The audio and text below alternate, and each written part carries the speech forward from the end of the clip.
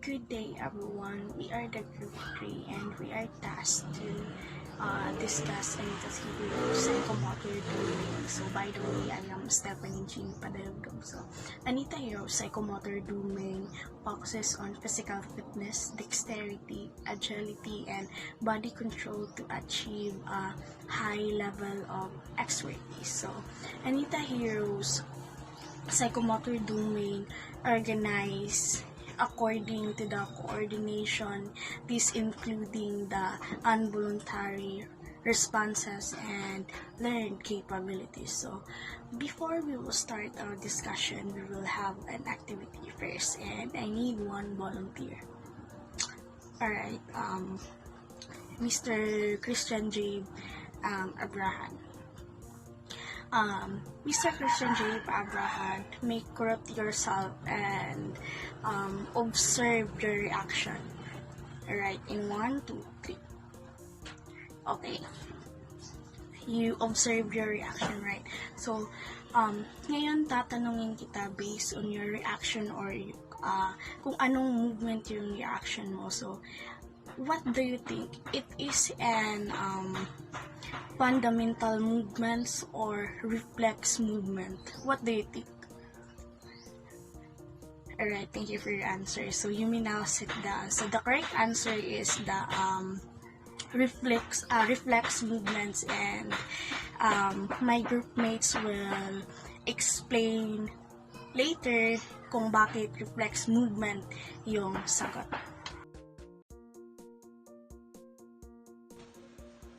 Good day, everyone. I am Joy Bibotel, and I'll be the one to discuss the reflex movements. So, on 1972, Anita Harrow's is in taxonomy for the psychomotor domain is organized according to the degree of coordination, including involuntary responses as well as learned capabilities. So, a reflex is an involuntary and nearly spontaneous movement and responses to a stimulus. These are the reactions that are not learned. So, ibig sabihin is, ito yung mga kinikilos ng tao na hindi galing sa isipan o hindi pinaplano nila ang kanilang ginagawa. Dahil ang stage na to, ito yung pinaka-lowest na stage ni Anita Harrow's, ito yung stage na sumusulpot lamang o ito yung mga reaksyon na hindi natin namalaya na nakagawa na pala tayo ng ganitong bagay. Ang halimbawa nito ay instinctive response. Alam niyo ba na ang instinctive response ay kusa nating nararamdaman? Hindi ito natututunan o hindi sinasadya. Talagang kusa lang tayong nakakaramdam. At dahil dito, makikita kung paano tayo tumugon o gumanti sa mga bagay na nangyayari sa ating paligid. Halimbawa na lamang na kapag tayo ay nagugutom. Pag tayo ay nagugutom, pumapasok sa isip natin ang pagkain, kaya't naiisipan nating kumain. At ang keyword nito ay react or respond.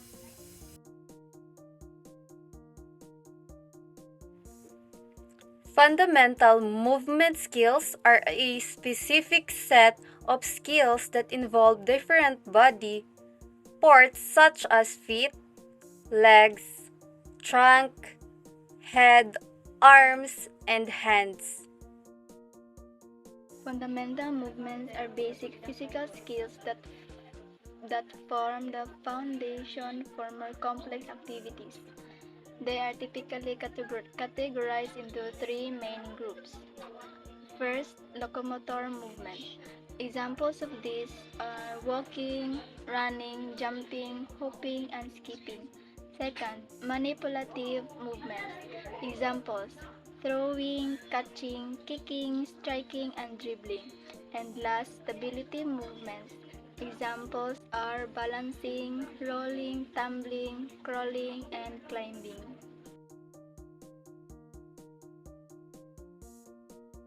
Perceptual ability responds to stimuli such as visual, auditory, kinesthetic, and tactile discrimination. Example, track a moving object or recognize a pattern. The keywords of perceptual abilities is to catch a ball, draw, or write. Perceptual abilities It allows to make sense of the world around you by seeing and hearing. Therefore, perceptual abilities includes hand-eye coordination and body-eye coordination. So, in addition, perceptual abilities is like our brain's superpowers for making sense of the world. They're like our built-in sensors that helps us see things, taste something, touch something, see things, and also helps us to understand and navigate the world around us. These abilities also helps us to recognize different colors, shapes, and sounds. Also, it helps us for tasks like recognizing objects, patterns, and of course, people. Physical abilities or fitness. The stamina that you must develop for further development such as strength and agility. For instance, you're a marathoner or athletics. You must have a high endurance, strength, and agility to surpass your opponent. And now let's move on to the skilled movements. So, skilled movements is the advanced movements na meron or natututunan ng isang tao. Kadalasan natin ito nakikita, itong mga movements na ito is sa acting or in sports. So, halimbawa na lang dito is sa theatrical play na ma-observe natin na yung mga actresses doon is ini-integrate nila yung pag-acting at pagkakanta. So, itong movements na ito ay nako-construct, na-modify, and na-adapt din ito.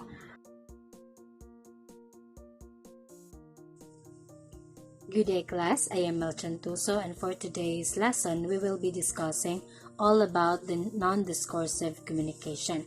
From the word itself, discursive, it is somehow related to our writing, but this time, it is an opposite of discursive, which is the non-discursive communication. It describes something which is not conveyed in words. Thus, it is something which is not written or encoded. This refers to knowing how something is done versus simply understanding what was done. In other words, a non-discursive means to understand the purpose of an action rather what the action was. It is according to Bowden 2008. Non-discursive communication class is a communication through body movements, like body gestures or facial expression. Just for example, putting your finger up to your mouth that indicates silence, or I am asking you some question and you simply nod your head that indicates you said yes or you agree with me. By these body movements, you can still relay on information without using words. So that is non-discursive communication.